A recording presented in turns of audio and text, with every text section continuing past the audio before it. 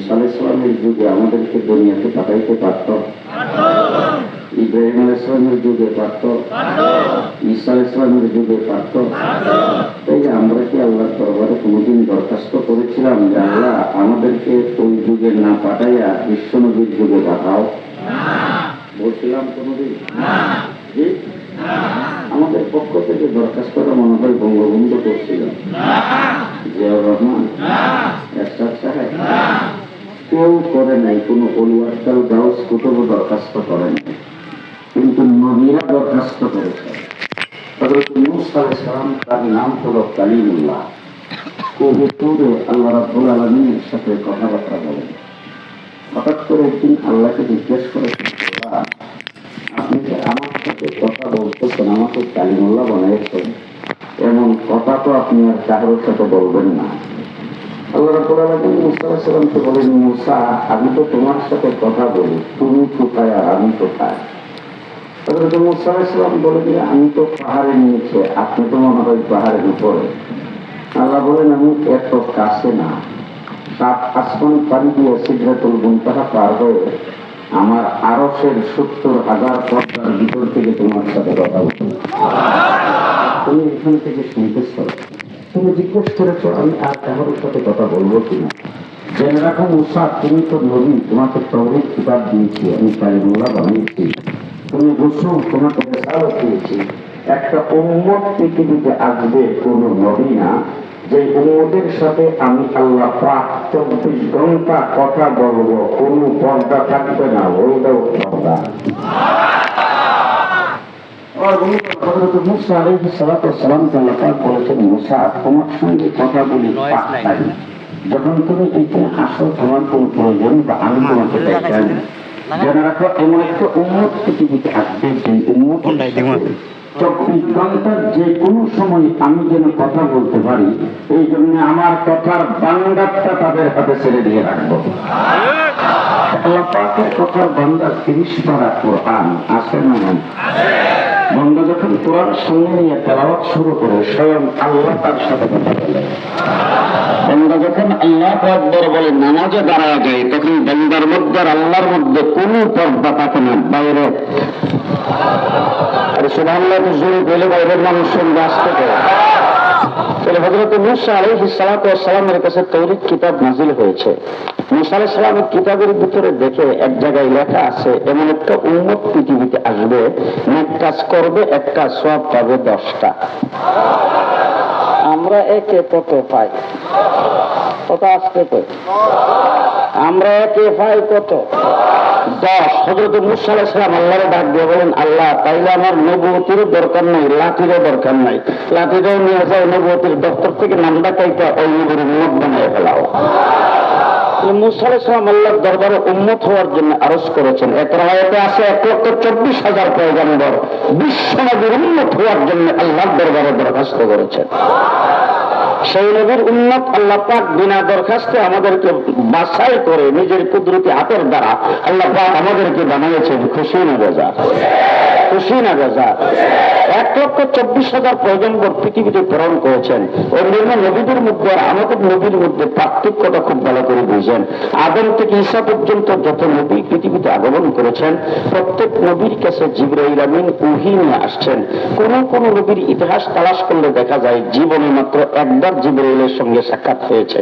কাহারো কাছে জীবনে আসছে 3 বার, কাহারো কাছে আসছে 5 বার, কাহারো কাছে 7 বার। হযরত ইব্রাহিম আলাইহিস সালামের কাছে জিবরাইল আমিন আসছেন 40 বার, আর হযরত মূসা আলাইহিস সালামের কাছে আসছে 400 বার। যত নবী পৃথিবীতে আগমন করেছেন আদম থেকে ঈসা পর্যন্ত, সমস্ত নবীর কাছে জিবরাইল আমিন যতবার আগমন করেছে, সবগুলোকে একত্রিত করে যদি গড়ে ভাগ করা হয়, বুজুর্গানে দিন লেখছেন প্রত্যেক নবীর ভাগে 3 বার করে পড়ে। কয়বার? 3 বার। আর আমার নবী মুহাম্মদ রাসূলুল্লাহ সাল্লাল্লাহু আলাইহি ওয়াসাল্লামের 23 বছরের নবুয়তের জিন্দেগিতে জিবরাইল আমিন আগমন করেছে 24,000 বার। কয়বার? 24,000 বার। এবার 24,000 বার যায় ঘরের মধ্যে ক্যালকুলেটর বা কম্পিউটার থাকলে যাই আপনারা ভাগ করে দেখেন দৈনিক কয়বার করে পড়ে। মুহাম্মদুর রাসূলুল্লাহ সাল্লাল্লাহু আলাইহি ওয়াসাল্লামের কাছে জিবরাইল আগমন করেছেন। আর আসার কাইফিয়তটা, আসার সিস্টেমটা দেখেন। আল্লাহ পাক জিবরাইল আমিনকে বলছেন, জিবরাইল আমার হাবিব যেখানে থাকে সেখানে তুমি যাইবা, তুমি যেখানে থাকো হাবিবকে আনতে পারবা না। কথা বুঝেন নাই বোধ হয়? জি, মুহাম্মদুর রাসূলুল্লাহ সাল্লাল্লাহু আলাইহি ওয়াসাল্লামের কাছে জিবরাইল আমিন আগমন করেছে। আর আল্লাহ তো হযরত মূসা আলাইহিস সালামের কাছে কথা বলেছেন, যেখানে সেখানে বলেন নাই। কুতুরের নিকটে দাইকে নিষেধ নিয়ে তারপরে সেই জায়গায় কথা বলেছেন। জিবরাইল আমিনের সাথে মূসা আলাইহিস সালামেরও সাক্ষাৎ হয়েছে, ইব্রাহিম আলাইহিস সালামেরও সাক্ষাৎ হয়েছে, 1,24,000 পয়গম্বরেরও সাক্ষাৎ হয়েছে। কিন্তু আমার নবীর কাছে জিবরাইল আমিন বারবার যে আসা যাওয়া করেছেন, কোথায় আসছেন? রাসূল হওয়ার আগে গুহার ভিতরে বসা।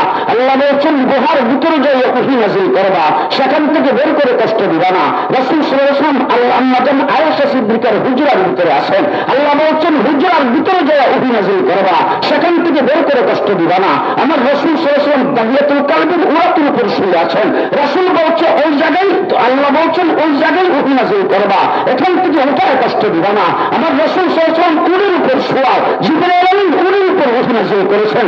রাসূল যেখানে, জিবরাইল গিয়েছেন সেখানে। কিনা বলেন?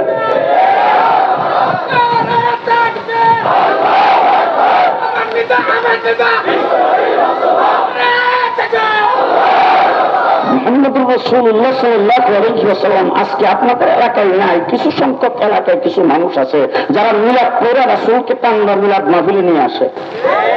আপনাদের এলাকায় নাই, আছে কিন্তু অনেক জায়গায় আছে না? ইয়া নবী সালাম আলাইকে করে কিছু খিচুড়ির ব্যবস্থা করে, আর কিছু পায়েসের ব্যবস্থা, কিছু জিলাপির ব্যবস্থা করে মদিনার রওজা থেকে উঠায় রাসূলকে তুলে নিয়ে আসে এখানে। আর তোমার মতো বেয়াদব আসমান জমিনের কোথাও পাওয়া যাবে না। জিবরাইল আমিন রাসূল যেখানে, জিবরাইল গেছে। কথা আসতে কও। রাসূল যেখানে, জিবরাইল সেখানে। আরে রাসূল মক্কায় কোরআন নাযিল হয়েছে মক্কি, রাসূল মদিনায় কোরআন নাযিল হয়েছে মদনী। মুহাম্মদ রাসূলুল্লাহ সাল্লাল্লাহু আলাইহি ওয়াসাল্লাম যেখানে, জিবরাইল কোরআন নিয়ে সেখানে হাজির হয়েছেন। ঠিক কিনা বলেন? মুহাম্মদুর রাসূলুল্লাহ সাল্লাল্লাহু আলাইহি ওয়াসাল্লামের নবী আর অন্যান্য নবী ও নবী, যত নবী আল্লাহ দুনিয়াতে প্রেরণ করেছেন, সমস্ত নবীকে তার নবুয়ত প্রমাণের জন্য আল্লাহ পাক অলৌকিক ঘটনা মুজিজা দান করেছেন। কোন কোন নবীকে মুজিজা দিয়েছেন একটা, কাউকে দিয়েছেন 3টা, কাউকে দিয়েছেন 5টা। যেমন হযরত মূসা আলাইহিস সালামের হাতে আল্লাহ পাক লাঠি দিয়েছিলেন। হযরত ঈসা আলাইহিস সালামকে জন্ম অন্ধ ভালো করা, মৃত্যু ব্যক্তিকে জীবিত করার মুজিজা দান করেছিলেন। এমনভাবে আল্লাহ পাক হযরত সুলাইমান আলাইহিস সালাম সিংহাসন দিয়েছিলেন। এমনভাবে হযরত আদম থেকে ঈসা পর্যন্ত যত নবী আগমন করেছেন, সমস্ত নবী নবুয়ত প্রমাণের জন্য আল্লাহ পাক মুজিজা দান করেছেন। কাউকে একটা, কাউকে 2টা, কাউকে 5টা, কাউকে 3টা, সীমিত সংখ্যক মুজিজা, লিমিটেড মুজিজা। মুহাম্মদুর রাসূলুল্লাহ সাল্লাল্লাহু আলাইহি ওয়াসাল্লামের পালা যখন আসছে, আমার আল্লাহ তাবারক ওয়া তাআলা রাসূলকে মুজিজা দান করেছেন। আল্লাহ পাক বলেছেন, ও নবী, ও আমার হাবিব, অতীতে যত নবীকে যত মুজিজা দান করেছি, সমস্ত নবী আদম থেকে ঈসা পর্যন্ত সমস্ত নবীর মুজিজাগুলি একত্রিত করে বুজুর্গানদের লেখছেন, যদি গড়ে ভাগ করা হয়, প্রত্যেক নবীর ভাগে 3টা করে পড়ে। আর আমার নবীর পালা যখন আসছে, আল্লাহ পাক বলছেন, ও আমার হাবিব, আপনার জন্ম থেকে মৃত্যু পর্যন্ত সারাটা জিন্দেগি হলো মুজিজা, মাথা থেকে পায়ের পাতা পর্যন্ত গোটা শরীর তৈরি মুজিজা। কোনো হিসাব নাই, বেহিসাব মুজিজা। জি, বেহিসাব মুজিজা। আমার রাসূল এখনো পৃথিবীতে আসেন নাই, মুজিজা শুরু। আপনারা ঘুমান নাই তো? রাসূল এখনো পৃথিবীতে আসেন নাই, মুজিজা শুরু। আম্মাজান আয়েশা, আম্মাজান হযরত রাসূল সাল্লাল্লাহু আলাইহি ওয়াসাল্লামের মা আম্মাজান আমিনা রাদিয়াল্লাহু তাআলা আনহা, তা আমিনা, হযরত আমিনাকে একদিন তার শ্বশুর আব্বা আব্দুল মুত্তালিব উনি যে নিজের বেগমকে বলতেছেন, আসো দেখি বৌমাকে একটা কথা জিজ্ঞেস করতাম। আব্দুল মুত্তালিব গেছে বৌমার কাছে। বৌমা কেডা?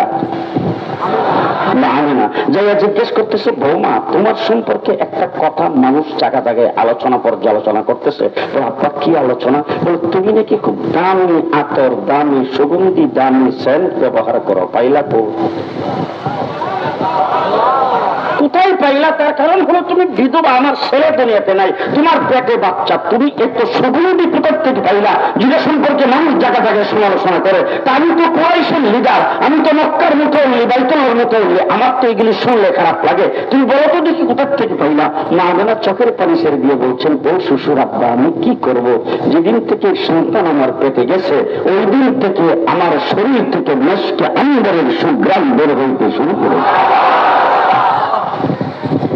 মুহাম্মদ রাসূলুল্লাহ সাল্লাল্লাহু আলাইহি ওয়াসাল্লামের মা আমিনা আব্দুল মুত্তালিবকে ডাক দিয়ে বলে, ও শ্বশুর আব্বা, শুধু তাই না, শরীর থেকে সুঘ্রাণ বের হয়, শুধু তাই না, যেদিন থেকে সন্তান পেটে গেছে ওই দিন থেকে ঘর থেকে বের হয়ে যখন শক্ত পাথরের মধ্যে পড়াবে, পাথরটা রুই তোলার মতো নরম হয়ে যায়। ও শ্বশুর আব্বা, যেদিন থেকে সন্তান পেটে গেছে ওই দিন থেকে আমি যখন ঘর থেকে রৌদ্রের মধ্যে বের হয়, কোথার থেকে যেন আমার মাথার উপরে আকাশের মেঘ আইসা ছায়া ধারণ করে। ও শ্বশুর আব্বা, যেদিন থেকে সন্তান পেটে গেছে ওই দিন থেকে আমি যখন রাস্তায় বের হয়, রাস্তার গায়ের গাছগুলি আমার সামনে মাথা মতো করে আমাকে সালাম করতে থাকে। যেদিন থেকে সন্তান পেটে গেছে ওই দিন থেকে আমি চক্ষু বন্ধ করলে দেখি চন্দ্র সূর্য তারকাগুলি আমাকে সালাম পেশ করতেছে। মুহাম্মদ রাসূলুল্লাহ সাল্লাল্লাহু আলাইহি ওয়াসাল্লামের চাচা নাম হলো আবু তালেব। রাসূলুল্লাহ সাল্লাল্লাহু আলাইহি ওয়াসাল্লামকে একদিন বলতেছেন, ভাতিজা, আমি কিন্তু তোমার সম্পর্কে অনেক কিছু জানি।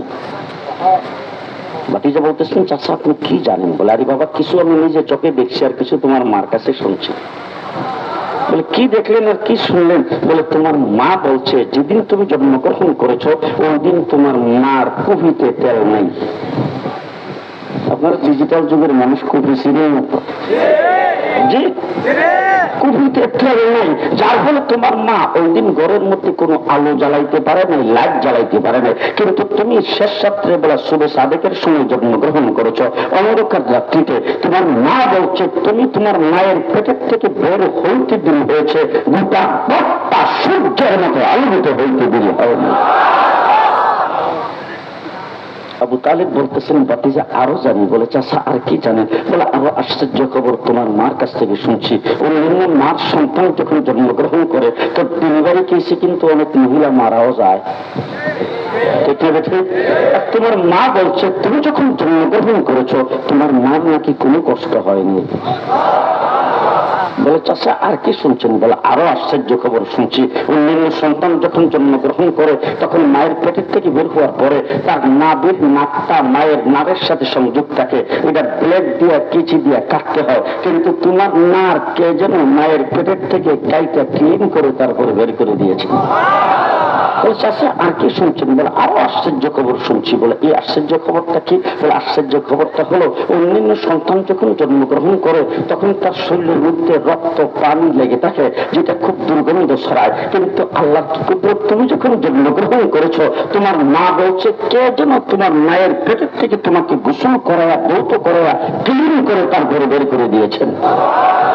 অন্যান্য সন্তান জন্মগ্রহণ করলে ঘরের মধ্যে দুধ জ্বালাইতে হয়, আগরবাতি জ্বালাইতে হয়, স্প্রে করতে হয়, দুর্গন্ধ করে। আর তোমার মা বলছে তুমি তোমার মায়ের পেটের থেকে জন্মগ্রহণ করেছো, বটটা নষ্ট আন্দোলনের সুগন্ধিতে পরিণত হয়েছে। চাচা বলেন, আর কি? বলে, আরো আছে। বলে, কি চাচা আর কি শুনছে? বলে, আরো আশ্চর্য খবর শুনছি। অন্যান্য ছেলে সন্তান জন্মগ্রহণ করলে তাদেরকে দুনিয়াতে আসার পরে তারপরে খতনা করাইতে হয়, মুসলমানি করাইতে হয়। তোমার মুসলমানি কে যেন মায়ের পেটের থেকে করে তারপরে বের করেছেন।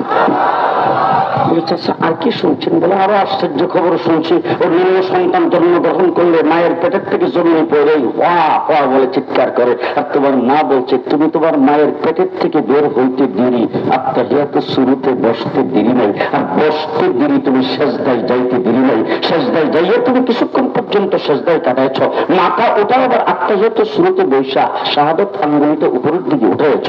তোমার মা বলছে তোমার আঙ্গুলের মাথার থেকে নূর বের হয়ে পর্যন্ত আলোকিত করে ফেলেছে। মুহাম্মদুর রাসূলুল্লাহ সাল্লাল্লাহু আলাইহি ওয়াসাল্লাম তার জিন্দেগিটা পুরাটাই মুজিজা। রাসূল দাঁড়াইছেন মজুজা, বসছেন মজুজা, শুইছেন মজুজা, ঘুমাইছেন মজুজা, জাগছেন মজুজা, কথা বলছেন মজুজা, চুপ করে বসে আছে মজুজা। রাসূল খাইছে মজুজা, হুজুর ঘুমাইছে মজুজা, চক্ষু খুলছে মজুজা, চোখ বন্ধ করছে মজুজা, আঙুল লাগাইছে মজুজা, হাঁটছে মজুজা। আমার মুহাম্মদুর রাসূলুল্লাহ সাল্লাল্লাহু আলাইহি ওয়াসাল্লামের মজুজা। আবু জাহেল আয়েশা রাসূল সাল্লাল্লাহু আলাইহি ওয়াসাল্লামকে জিজ্ঞেস করতেছেন, ভাতিজা তুমি যে নবী, বলো তো দেখি আমার মুঠের ভিতরে কি আছে? মুঠের ভিতরে যা আছে তুমি বলতে পারলে মনে করবো তুমি নবী। ছোট সময় যখন মাদ্রাসায় পড়তাম তখন দেখতাম ওই ছেলেবেলারা একত্রিত হইয়া সিমের বিষে হাতি নিয়ে একজন আরেকজন দেখি জুন্না বেজুর,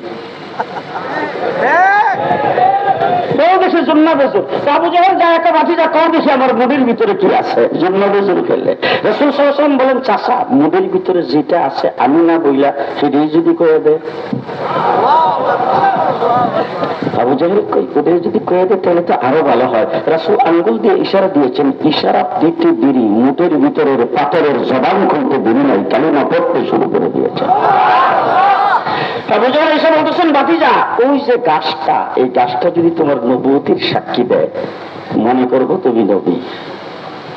রাসূল সাল্লাল্লাহু আলাইহি ওয়াসাল্লাম বলেন, চাচা গাছটা কি জায়গার থেকে সাক্ষী দিলে হবে না কাছে এসে? আবু জাহেলকে আমি তো জাগার কথাই ভাবছিলাম, তুমি যখন কাছের কথা মনে করো সেটা কাছে আসলে তো খারাপ হয় না, ভালোই হয়। রাসূল আঙ্গুল দিয়ে ইশারা দিয়েছেন, গাছ মাটি সহ রাসূলের মাথার কাছে এসে কালিমা পড়তে পড়তে আবার জায়গায় চলে গেছে। মুহাম্মদুর রাসূলুল্লাহ সাল্লাল্লাহু আলাইহি ওয়াসাল্লাম তখনকার জমানায় তো ওয়াশরুম ছিল না, ছিল মরুভূমির মধ্যে, ময়দানের মধ্যে মানুষ ইস্তেঞ্জা করার জন্য যাইতেন, তারা রাসূল সাল্লাল্লাহু আলাইহি ওয়াসাল্লাম এরকম যাইতেন। তো হুজুর আকরাম সাল্লাল্লাহু আলাইহি ওয়াসাল্লাম নবী, উনি কি খোলা ময়দানে বসে যাবেন? রাসূল যেখানে ইস্তেঞ্জা করতে যাইতেন আশেপাশে কোনো গাছ থাকলে হুজুর আকরাম সাল্লাল্লাহু আলাইহি ওয়াসাল্লাম গাছকে এইভাবে ইশারা দিতেন, আল্লাহ রাসূলের চতুর্দিকে গাছগুলি আইসা হুজুরকে বাথরুম বানিয়ে দিতেন। মুহাম্মদুর রাসূলুল্লাহ সাল্লাল্লাহু আলাইহি ওয়াসাল্লামের সাহাবী হযরত জাবের, পেয়ে গেছেন নাকি? হযরত জাবের রাদিয়াল্লাহু তাআলা আনহু, হুজুর আকরাম সাল্লাল্লাহু আলাইহি ওয়াসাল্লাম এক জায়গার মধ্যে শুইছে, শুইয়া হুজুর চক্ষু বন্ধ করছেন, ঘুমাইছে। ঘুম থেকে যখন সজাগ হয়েছে তখন হযরত জাবের হুজুরকে ডাক দিয়ে বলতেছেন, হুজুর কি দেখলাম? এটা বলে কি দেখলা? বলে হুজুর ওই যে একটু দূরে গাছটা, এই গাছটাকে আমি দেখলাম, গাছটা সোজা হইয়া মানুষ যেভাবে চলে এইভাবে চলতে চলতে এসে আপনার মাথার কাছে দাঁড়াইছে। কিছুক্ষণ দাঁড়ায় তাই কি আবার জায়গা মতন চলে গেছেন। হুজুর আকরাম সাল্লাল্লাহু আলাইহি ওয়াসাল্লাম বলেন, জাবের আমি যখন এখানে চক্ষু বন্ধ করে শুইছি তখন গাছটা থেকে একটু দূরে গাছটা আল্লাহকে ডাক দিয়ে বলেন, আল্লাহ তোমার হাবিবের কাছে পাইছিলাম, যদি আরেকটু কাছে যাইয়া যদি তোমার হাবিবের চেহারাটা যদি একটু ভালো করে দেখতে পারতাম, আল্লাহ তুমি যদি অনুমতি দিতা। গাছের ডাক আল্লাহ কবুল করেছেন, গাছকে অনুমতি দিয়েছেন, গাছ আমার মাথার কাছে এসে আমার চেহারা দেখে আবার জায়গা মতন চলে গেছে।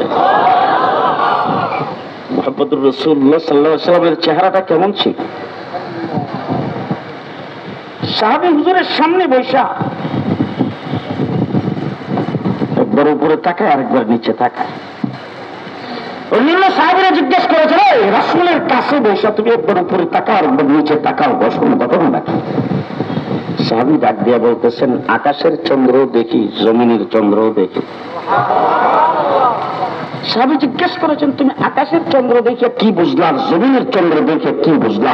সাহাবী ডাক দিয়ে বলেন, শোনো, আকাশের চন্দ্র দেখলাম, জমিনের চন্দ্র দেখলাম, কিন্তু খোদার কসম করে বলি আকাশের চন্দ্রে কালো দাগ দেখা যায়, জমিনের চন্দ্রে কোনো দাগ নাই। মুহাম্মদুর রাসূলুল্লাহ সাল্লাল্লাহু আলাইহি ওয়াসাল্লাম,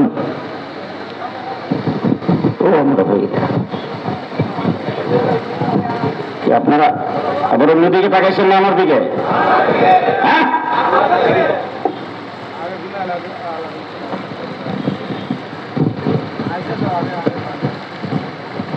হুজুর আকরাম সাল্লাল্লাহু আলাইহি ওয়াসাল্লাম জন্মগ্রহণ করেছেন, তো মা আমেনা রাসূলের চেহারাটা দেখতেছে,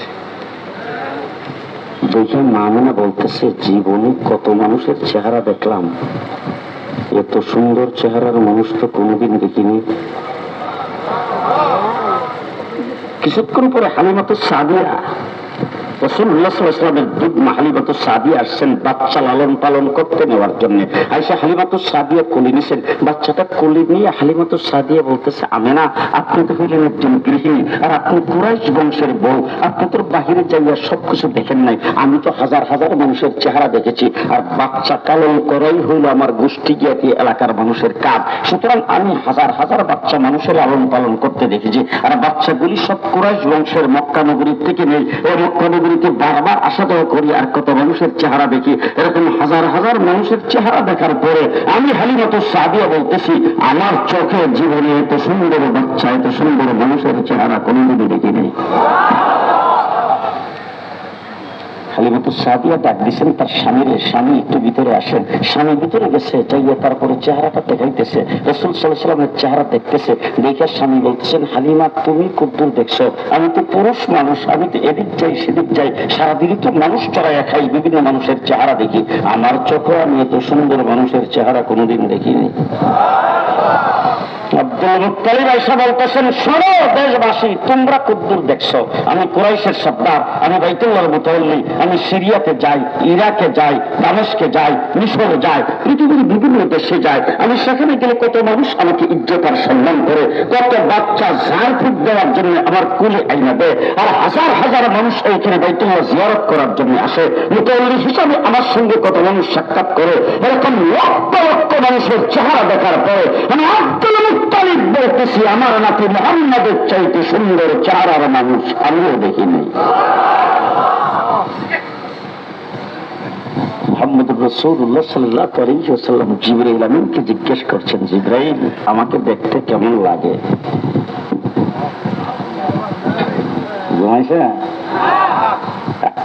জিবরাইলকে জিজ্ঞেস করেছেন, জিবরাইল আমাকে তোমাকে দেখতে কেমন লাগে, আমার সম্পর্কে তোমার কি মতামত? জিবরাইল আমিন বলে, উত্তর থেকে দক্ষিণ, পূর্ব থেকে পশ্চিম তামাম পৃথিবী একটা মুহূর্তের ভিতরে চক্কর দেয়। সিদরাতুল মুনতাহা থেকে তাহতাস সারা পর্যন্ত মুহূর্তের ভিতরে চক্কর দেয়। 1,24,000 পয়গম্বর যাদেরকে আল্লাহ পাক সুন্দর বানাইয়া পৃথিবীতে প্রেরণ করেছে। মশলা ভালো করে মনে রাখবেন, যত নবী আল্লাহ দুনিয়াতে পাঠাইছে সমস্ত নবীকে আল্লাহ তাবারক ওয়া তাআলা যেই যুগে যাকে দুনিয়াতে পাঠাইছে সেই যুগের মধ্যে সবচেয়ে বেশি সুন্দর বানাইয়া পাঠাইছে।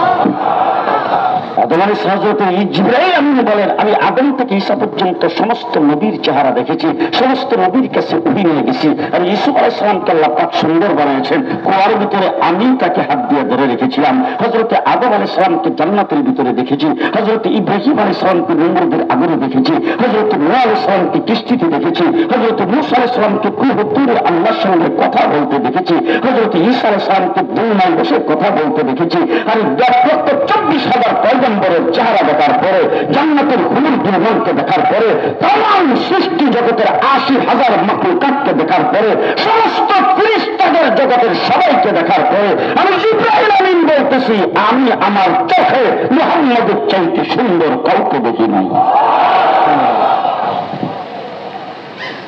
আরেকটা কথা মনে ছিল বলবো,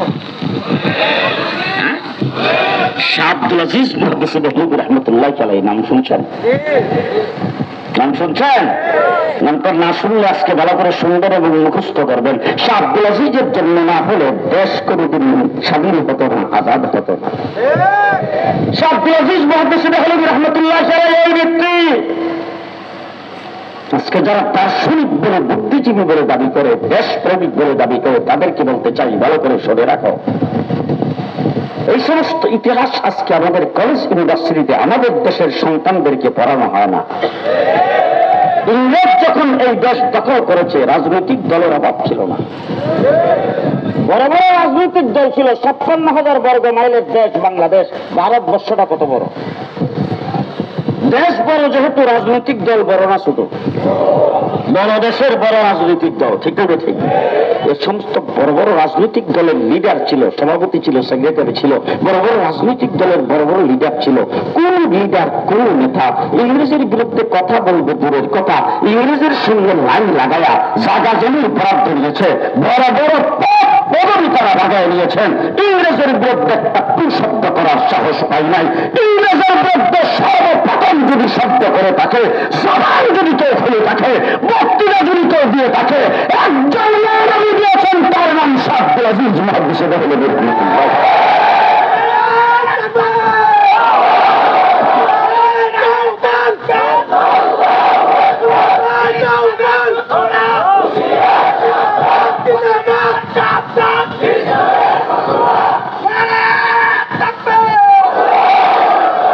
দিল্লির জামি মসজিদের মিম্বর থেকে শাহ আব্দুল আজিজ মুহাদ্দিস দেহলভী রাহমাতুল্লাহ জানাই পরিষ্কার ভাষায় ঘোষণা করেছেন, মুসলমানেরা, ইংরেজ তোমাকে পরাধীন করে ফেলেছে, তোমাদের দেশ তারা দখল করে নিয়েছে, তোমাদের সকলের উপর মুক্তিযুদ্ধ করা ফরজ।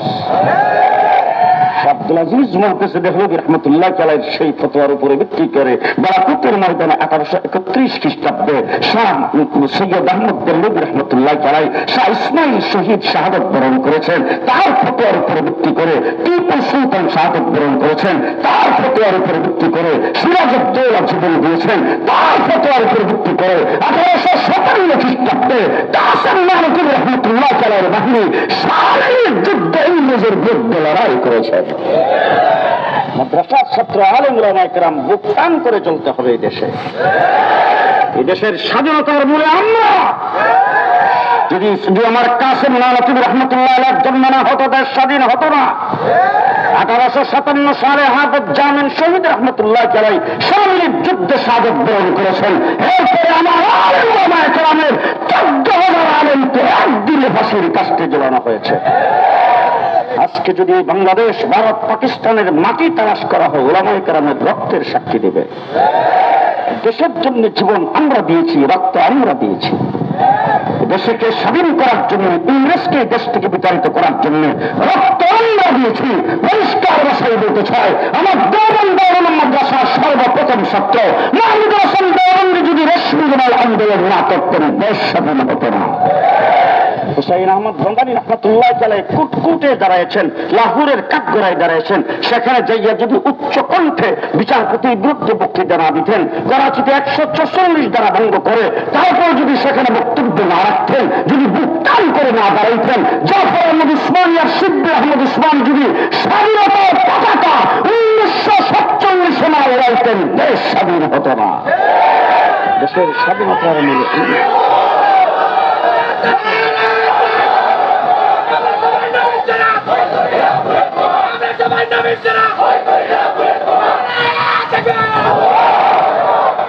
দেশ স্বাধীন করেছি আমরা, বড় করে মনে রেখেছেন।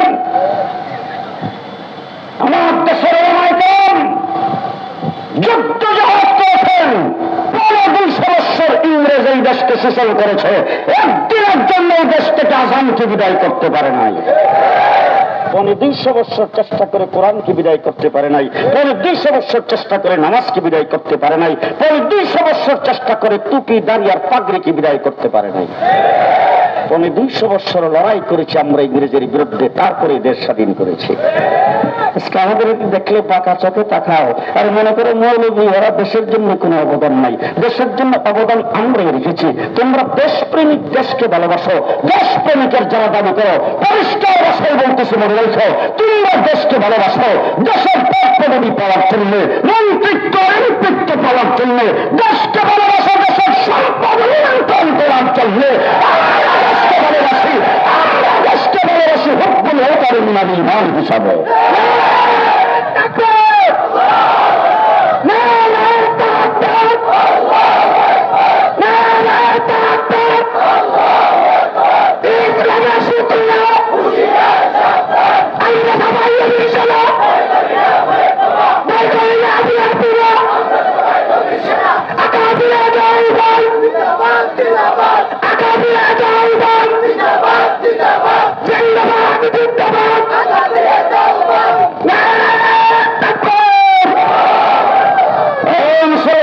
সত্যিকার দেশপ্রেমিক যদি তাকে ওলামায়ে কেরাম আছে। আজকে দেশের 56,000 বর্গমাইল স্বাধীন, ভালো করে মনে রাখবেন। কৃষক, শ্রমিক, মেহনতি মানুষ ভালো করে মনে রাখবেন, 56,000 বর্গমাইল স্বাধীন, স্বাধীন সার্বভৌম বাংলাদেশে আমরা বসবাস করি। আজকে যদি স্বাধীনতার উপর আক্রমণ আসে,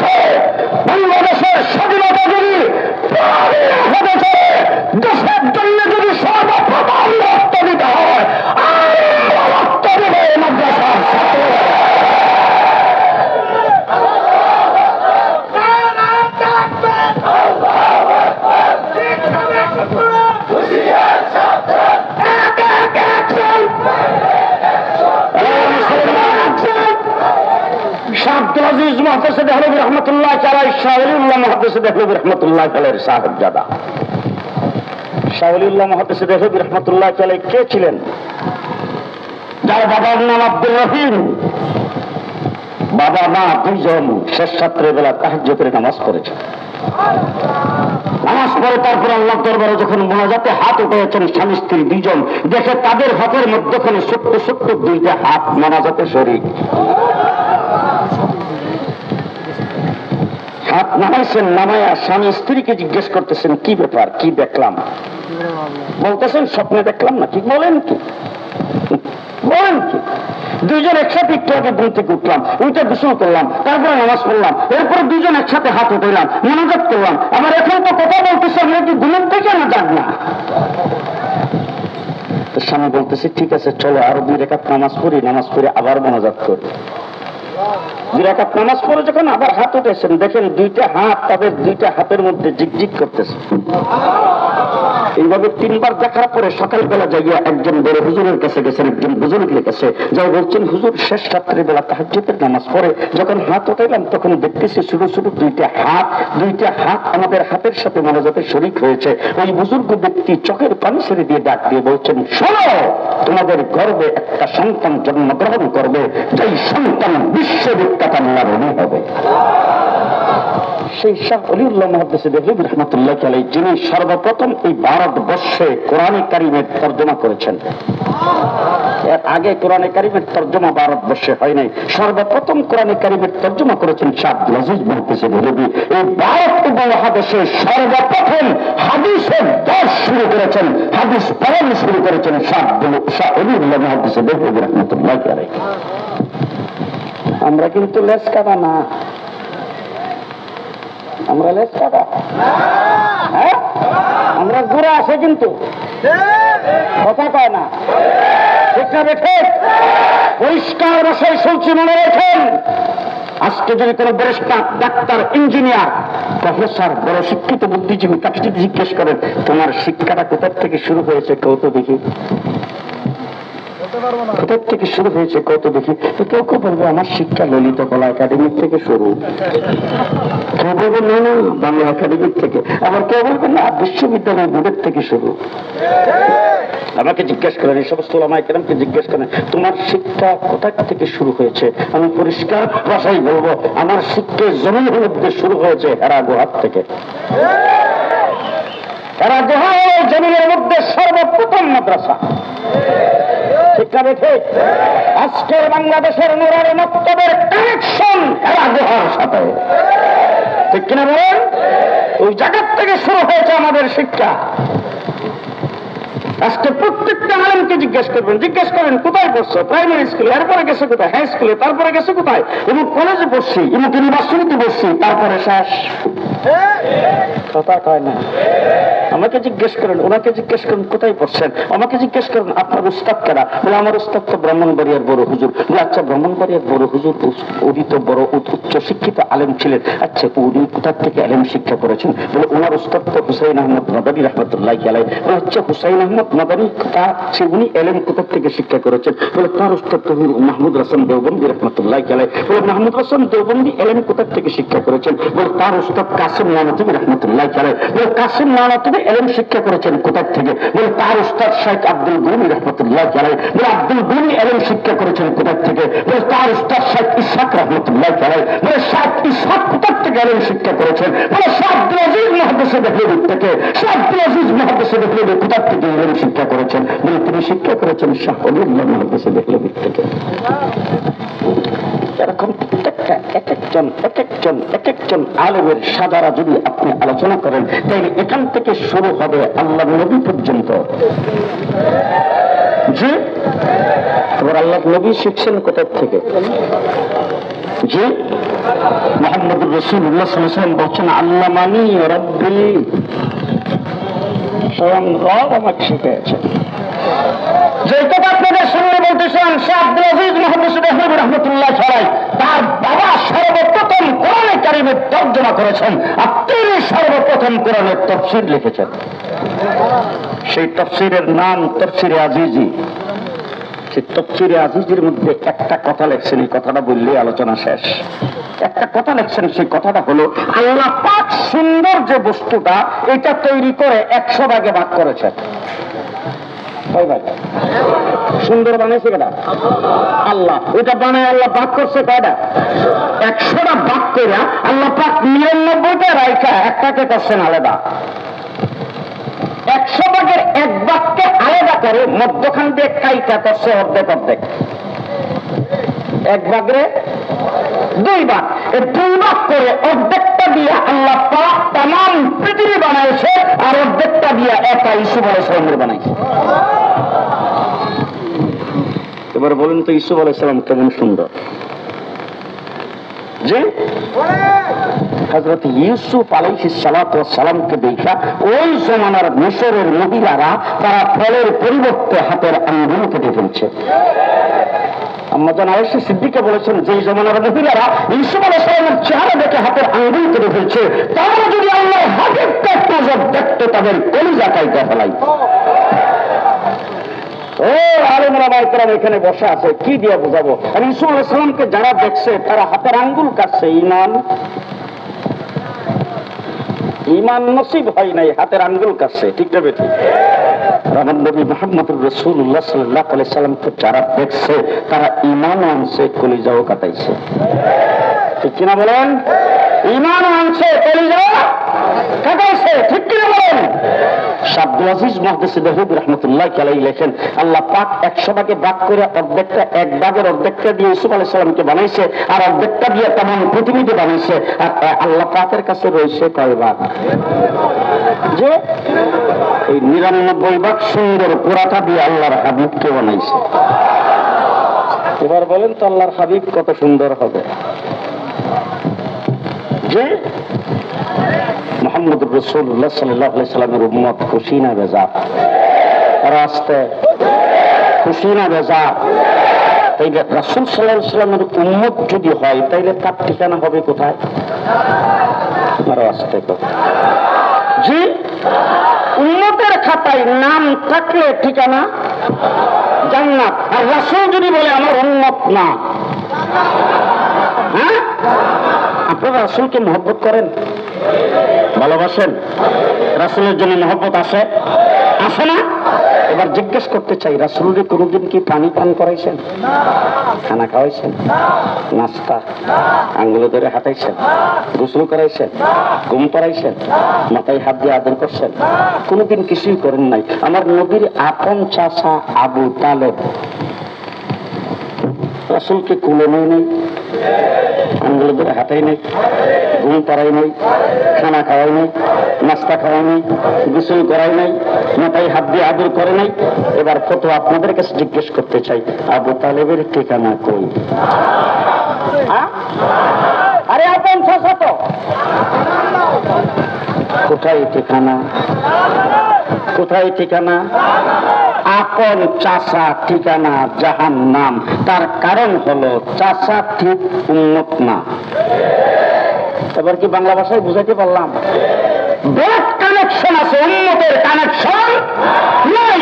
আরেকজন ব্যক্তি মক্কা নগরীতে বাড়ি নাই, গণ নাই, বাপ দাদা 14 গোষ্ঠীর কোন খোঁজ খবর নাই, সবচাইতে নিম্ন শ্রেণীর গোলাম, নিম্ন শ্রেণীর গোলাম। আমাদের দেশে বলে কালা তো কালা, যাইবার সালা। আবার আমাদের দেশে আরেকটা কথা আছে, কালো যদি হয় চেহারার ফিসকারিন অনেক সময় ভালো থাকে, কথা কয় না? লোকজন বলে কালো হইলে কি হবে, চেহারার ফিসকারিন দেওয়ালা। কথা বলেন? হযরতে বেলালের গালডিউ সহসা টুকটি মোড়া, নাকেরও সেন্টার ঠিক নেই। আবার আমাদের আব্দুল খালেক শহীদপুরি সাহেবের মতো বক্তি দেওয়া যাবে না, পুত্র কথা কর বলেন। এবার কত নিম্ন শ্রেণীর সম্মান কত? মসজিদে নববীর মুয়াজ্জিন পাল্টাইছে মুসল্লিদের পরামর্শে, নতুন মুয়াজ্জিন শেষ রাত্রের বেলা আজান দিছে, আর মুসল্লিরা খুশিতে বাগবাগ, সবাই মসজিদে এসে নামাজের জন্য অপেক্ষা করতেছে। অনেক সময় পার হয়ে যাচ্ছে, নামাজের টাইম হয় না। জিবরিল আমিন এসে রাসূলকে জিজ্ঞেস করে যে হুজুর আজকে মসজিদে নববীতে আজান হইল না যে? ঘুমাইছেন মনে হয়। আমি যদি ওই জায়গায় উপস্থিত থাকতাম, জিবরাইলকে জিজ্ঞাসতাম তুমি মনে হয় সিটাং আসলা, এত সুন্দর আজান হয়েছে, তুমি আজান শুনলা না কেন? রাসূল সাল্লাল্লাহু আলাইহি ওয়াসাল্লাম বলতেছেন, জিবরাইল কও কি, আজকে আজান তো বড় সুন্দর আজান হয়েছে, আজানের আওয়াজ খুব বড়, চতুর্দিকে আজানের আওয়াজ ছড়াই পড়ছে, তুমি কও কি আজান হয় না? জিবরাইল আমিন বলে, আমাকে বললে লাভ নাই, আমি আসি নাই, আমাকে পাঠাইছে। আল্লাহ রাব্বুল আলামিন জানতে চাইছে আজকে কেন আজান হলো না। তার কারণ হলো নিশ্চয় বেলাল আজান দেয় নাই। যতক্ষণ বেলাল আজান না দেবে আল্লাহর আরশ পর্যন্ত আজানের আওয়াজ পৌঁছবে না। ঠিক কিনা বলেন? তাইলে বেলালের ঠিকানা কোথায়? জান্নাত। তার কারণ হলো উম্মতের কানেকশন। বেলাল উম্মতের কানেকশন লাগাইছে, আর আপন চাচা উম্মত হয় নাই, ঠিকানা কোথায়? তাহলে শেষ কথা কি আপনাদেরকে বুঝাইতে পারলাম? রাসূলের সঙ্গে উম্মতের কানেকশন যার থাকবে তার ঠিকানা হবে জান্নাত। উম্মতের কানেকশন নাই, রাসূল মদিনার রওজা শরীফ থেকে বলছে আমার উম্মত না, ঠিকানা কই? জি জাহান্নাম। এই জন্য শেষ কথা আপনাদেরকে বলছি, অনেকে হয়তো রাগ করবেন আমার কথায়, রাগ করলে করেন, আমার কিছু করার নাই। শেষ কথা আপনাদেরকে বলছি, আপনার আইডি কার্ডে লেখা আছে আপনি মুসলমান, আপনার জন্ম নিবন্ধে লেখা আছে আপনি মুসলমান, আপনার পাসপোর্টে লেখা আছে আপনি মুসলমান, আপনি স্কুলে ফর্ম পূরা করছেন সেখানে লিখছেন মুসলমান, আপনি চাকরি নিয়েছেন সেখানে ফর্মে লিখছেন মুসলমান, আপনি সব জায়গার মধ্যে মুসলমান। আরে না রাখছেন কামরুজ্জামান, সিরাজুল ইসলাম, তাজুল ইসলাম, আব্দুর রহমান, আব্দুর রহিম, কিন্তু নবীর রাসূল বলছে আমার উম্মত না। ঠিকানা কই? জি ঠিকানা কোথায়? মুসলমান, বাংলাদেশে মুসলমান, বাংলাদেশের মুসলমান। আজকে ফিলিস্তিনের জমিনে আব্দুল খালেক শরীয়তপুরী সাহেব যখন বক্তৃতা যখন করে তখন বলে দেশ শাহজালালের দেশ, এই দেশ শাহপরানের দেশ, এই দেশ হাফিজ হুজুরের দেশ, এই দেশ হাজী কেরামতুল জনপুরের দেশ, ওলি আব্দুল গাউস কুতুবের দেশ। এই কথা বলে আমরা বক্তৃতা দিই। আমি জিজ্ঞেস করতে চাই, ফিলিস্তিন কাদের দেশ? কমপক্ষে 70,000 নবী ফিলিস্তিনে জন্মগ্রহণ করেছে। আমার বাংলাদেশে ওলি আব্দুল গাউস কুতুব শুয়ে আছেন, ফিলিস্তিনের জমিনের নিচে হাজার হাজার নবী শুয়ে আছেন। আজকে সেই জমিনের ছোট ছোট বাচ্চারাও নিরাপদ না, সেখানে মৃত্যুত্ব হচ্ছে। আজকে আমার মুসলমানেরা সেখানে ঠিক মতো নামাজ পড়তে পারে না। আজকে আমার মুসলমানদের মা বোন সেখানে ইজ্জত হারা হচ্ছে, মুসলমানদেরকে সেখানে কুশকারা করতেছে। ঠিক কিনা বলেন? ও আমার ভাইরা, আমরা কোথায় আছি ভালো করে চিন্তা করবে। আমাদের তিন দিকে কারা আছে? আমাদের তিন দিকে কারা যারা আমাদের মুসলমান ভাইদেরকে গরু জবাই করতে দেয় না, যারা বাজারে গরু বিক্রি করতে, গরুর গোশত বিক্রি করতে দেয় না, যারা বাবরি মসজিদকে নির্মাণ করেছেন, যারা গুজরাটে মুসলমানদেরকে কুচকারা করেছেন, আগুনে পুড়ে হত্যা করেছেন, যারা 70 বছর পর্যন্ত কাশ্মীরের মুসলমানদের উপর নির্যাতন করছে। আজকে সেই বেষ্টনীর ভিতরে আমরা আছি, আরেক দিক হলো সাগর। আমাদের মাত্র 35 কিলোমিটার বার্মার সাথে আমাদের দেশের সংযোগ। সেখানে আরাকানের 12 লক্ষ মুসলমানকে পিতা বাংলাদেশের আরাকানে পাঠিয়ে দেওয়া হয়েছে।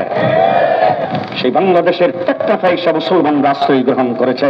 আমরা কোন জায়গায় আছি খুব ভালো করে হিসাব নিকাশ করে কাজ করবেন। মুসলমান আপনি শ্রমিক, আপনি ছেলে, আপনি তাঁতি, আপনি কৃষক, শ্রমিক, যে যে জায়গায় থাকুন না কেন, সর্বপ্রথম আপনার পরিচয়টা হলো আপনি একজন মুসলমান। ঠিক না ঠিক? ঠিক না ঠিক?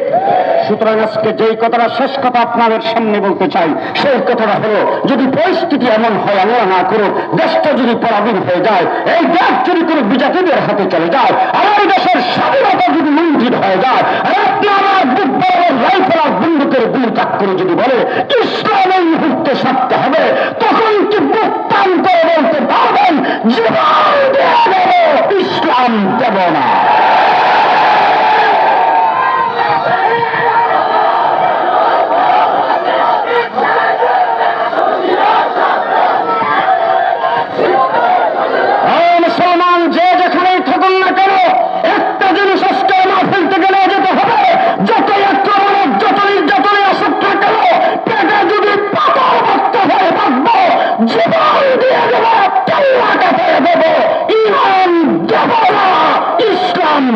না, কে কে রাজি আছেন হাত তুলে দেখান।